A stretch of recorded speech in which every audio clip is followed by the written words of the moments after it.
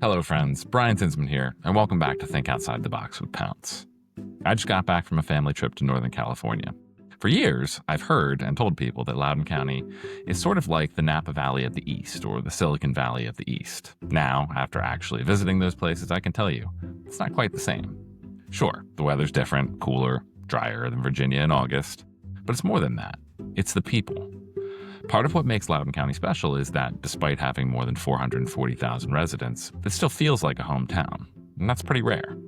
Most people here aren't originally from Loudoun, but they chose to be here, and that choice shapes the way that they treat each other. This is not a knock on the West Coast, Californians are wonderful, but there's a distinctly different feeling when you're back within the friendly confines of Loudoun County. And let's be honest, most people come here for work. This truly is a land of opportunity, whether you're in high tech, winemaking, or the creative space like I am. Even compared to neighboring counties, Loudoun stands out for its economic vitality. I know this firsthand. I'm originally from Delaware and came to Northern Virginia to attend Marymount University in Arlington. I first came to Loudoun County as a marketing intern for what is now the Washington Commanders, working out of the team's facilities in Ashburn, back before One Loudoun had broken ground or before Gloucester Parkway connected through, and when I had to park in a field and walk through some trees to get to their practice facility during training camp. Things have changed quite a bit. I met my future wife there, I met my future business partner there, and I made friends and professional connections that have shaped my life ever since. I left Loudoun County briefly to work in D.C., but I recognized quickly that this was an outstanding place not only to work, but to buy a home and to raise a family. Came back to work in economic development for 6 years before starting POUNCE Solutions, so I could work more closely with the businesses and nonprofits that weave together the beautiful tapestry of opportunity in Loudoun County. I want others to do the same, which is why I've gotten involved with the National Workforce Development Day on September 17th, right in the middle of National Workforce Development Month. That effort is being championed locally by my friend Daisy Saulls. Her own career path is anything but linear. She's been the executive director for the Robert Duvall Foundation, a wedding photographer, and has worked in the data center industry. Now, as part of PATHIRED, she works across industries, employers, and work settings, giving her uniquely well-rounded perspective on what the next generation of workers, career switchers, and industry leaders need, and how they can work together to create more opportunity for everyone. I really enjoyed my conversation with Daisy, and I think you will too. If you're a business, nonprofit, or any other type of organization, I encourage you to take the pledge and get involved with National Workforce Development Day at nationalworkforcedevelopmentday.com. Here's Daisy. All right, my name is Brian Tinsman, and I am so happy to be joined with Daisy Saulls today. Daisy is, of course, the president of PATHIRED and is the originator of National Workforce Development Day, which will be coming up in a few months, and we're very excited to bring together all kinds of partners in the workforce development space. Hey, Brian, it's definitely interesting being in the hot seat for a change, but I appreciate the opportunity. So I got started in workforce development before I even knew that it was workforce development. I got started when I was the executive director for the Robert Duvall Children's Fund, and our mission there was really to empower and advocate for organizations that were really focused on giving opportunities to women and children and families around the world, right? In some of the most underrepresented communities around the world, severely impoverished communities. And some of the things that I saw there were just so incredible. Some of the work that's being done globally has really just made me who I am, right? Being able to see from a global perspective how programs can change the trajectory of not just one person's life, but entire family lines and communities in general, right? So a lot of those programs really focused on skills training. It focused on giving people and believing in people, giving them opportunities and believing that they were going to make amazing things with those opportunities, right? And so, my own career path has taken a lot of different turns. I've done nonprofit, and then from there I was in healthcare for a little while, and then I switched over to data centers, and that switch from nonprofit to data centers was pretty drastic because I have zero skill sets, zero experience when it comes to data centers. I had no idea how the internet even worked. And so, to be honest, I wasn't even going to apply for the position that I received until probably the 15th time I saw the job posting. Because I thought, gosh, this sounds so boring. I'm like, there's nothing about this that makes me excited. And so I applied just, honestly, just to get some practice if I got the interview. And then what was really surprising is that once I got the interview, which was right around February of 2020. So that's, kind of Good timing, right? right. Yeah, it starts to paint this picture. I obviously knew what was going on. I was watching what's going on with COVID around the world, and it was just the start of everything. And I got the job, honestly, I got the job probably the day before the shutdown in Virginia. And I felt so lucky that I had joined that company and that organization because they honestly, for one reason, one, not only that they really blow me away during the interview process, but I was really fascinated by how many skill sets they could use in the data center industry, and how many of my skill sets they could use in the data center industry, even coming from nonprofit and having even a background in wedding photography, for example. So I took the job because they were one of the only companies that had a plan. And while COVID was new for everyone, being mission critical and having to run 24 hours a day was not new to them. And that means running through hurricanes and natural disasters and civil unrest, right? And so they kind of had that down in terms of how they were going to move forward in very uncertain times. And so that to me presented job stability. And so I took that job not expecting that I was going to be continuing my work with workforce development. And probably 6 months in, we became very aware that the demand for data centers was increasing at a rate that the talent could not keep up with, right? So we just simply don't have the talent for that. And so me being the person that loves, to solve challenges and problems, I thought, we could probably utilize some of the ideas that I've seen done globally on a global scale to bring in more talent and develop more talent, especially because there's entire populations of individuals who are really hungry for opportunities in any career field, right? And this one is so interesting because it really, whatever your skill sets are, there's a place for them, right? So if you are into marketing, or if you want to be an engineer or a technician or a project manager, there's really a space for you in that field. And so we had some really great success developing a pilot program that turned into just a much larger program that scaled to 4 different regions within its first, I would say, 2 years, with a really high conversion rate. And it was really based on the sort of the focus that, if you give the right people an opportunity, they're going to make good on that opportunity. They're going to show up. They're going to really excel when you're walking next to them and when they have people that they know believe in them and are investing resources into them. That creates also, sort of that connection with the brand or with the company. And so that helps with retention. And so because of that, and because of my previous work there, I was asked to consult on various different workforce development initiatives, and I made the jump into consulting and now PATHIRED, our nonprofit. What I found was that the community itself started reaching out more because they wanted to know, how do they get more involved with hiring organizations? So you have the nonprofits that are saying, hey, I'm hearing that there's this worker shortage in many, many industries. We have people. We have people who are interested in having these career pathways. We don't know what the formula is to get them hired. We can train them, but we need those business partners to come to the table and say, we will take a look at those resumes. We're going to hire. And then, you've got a lot of, state-run and county-run programs that are phenomenal. They've had grants available for internships, you have apprenticeship programs, you have all kinds of different resources available to employers so that the economic or the cost burden doesn't fall all on them, right? And so there's a lot of these programs that really were underutilized by employers.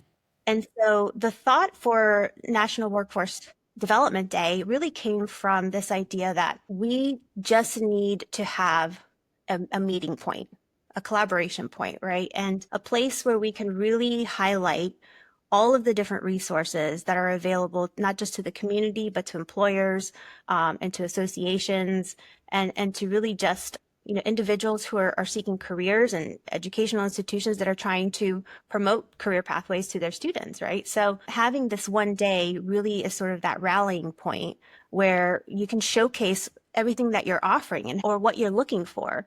And so since September is already Workforce Development Month, it makes it that much better to have one day where you're talking about the entire month, right? You're talking about all of the activity that's happening in this month. And if you have one day where you have a campaign and you're using the hashtag, Workforce Day 25, you can post, hey, here's how we're celebrating workforce development. We are, highlighting the fact that we have grants, for students to be able to, go to school and we pay for a living wage, for their living expenses, right? Or we will offer, free transportation to anyone that doesn't have transportation so that they can go to, the apprenticeship program, right? Just to have one spot or one day where it's really the main focus is just to get everyone looking at workforce development and the resources that are available, I think is incredibly important, especially this year, right? Because I think it's going to be really tough for a lot of people to adjust to a lot of the changes that are coming in so rapidly. I think it's very easy, myself included, to get sort of overwhelmed by it and focus on what's not going to move forward, right? When there are so many other things that are moving forward, and we're, as Americans, very resilient, very innovative. And so maybe that alleviates a little bit of the pressure, right? Knowing that there's a lot of people out there who have really wonderful programs who are not just willing to step up right now, but have been willing to step up and have been stepping up for a long time. And so really National Workforce Development Day is that, call to action. It's tell us what you have, the resources, and tell us what you need, right? And so our community contributors are just that. They're participating by sharing all of the great work that they're doing and just highlighting some of the really, impactful initiatives that are happening around the country. This episode of Think Outside the Box with Pounce is brought to you by Family Trips. It's like taking a vacation, but it has the opposite effect. You come back tired, frazzled, and debating whether to unpack or just burn everything. You've spent 7 days living out of a suitcase, negotiating over bathroom time, and trying to keep your jet-lagged toddler from going feral. Nothing says quality family time like telling your kids it's illegal to eat snacks in a rental car and then stress eating a treat in the front seat. Don't know how to use up that vacation time? Try a family trip today. I love that.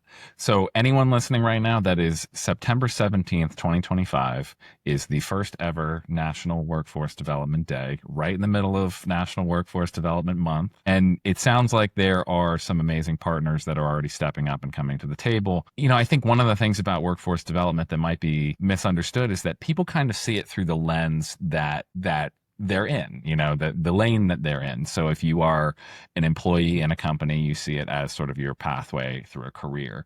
But it's much bigger than that. One of the ways in which I get to work with you is through Loudoun Education Foundation, that there's such a strong K through 12 component of this. It's everything from the community colleges, the four-year institutions, the training and certificate programs. There's so many community partners, there's nonprofits, there's government, there's everything that has to kind of come together because, and I'm going to throw a few stats at you. This is a big problem. I was reading over some of the materials that you had pulled together, and we're already looking at 75% of U.S. employers are already facing talent shortages. There's some other ones in here about 87% of U.S. executives report current or anticipated skill gaps in their workforce, that there are, 92% of jobs require at least basic digital skills, and yet 1/3 of all U.S. workers don't have them. These are apocalyptic numbers, and we never want to dwell on the negativity of it, but that there really is a very serious demand where it's going to require collaboration among all of those three. So where do you see sort of best case scenario? How do the partners all come to the table together? Honestly, I really think it requires non-traditional view of how we do workforce development, right? So you mentioned earlier, depending on who you're asking, it's going to mean different things, right? And none of it is wrong, right? So workforce development is retention. The cost to an organization when an employee leaves, especially in a space that's already, short of talent, right, is very expensive.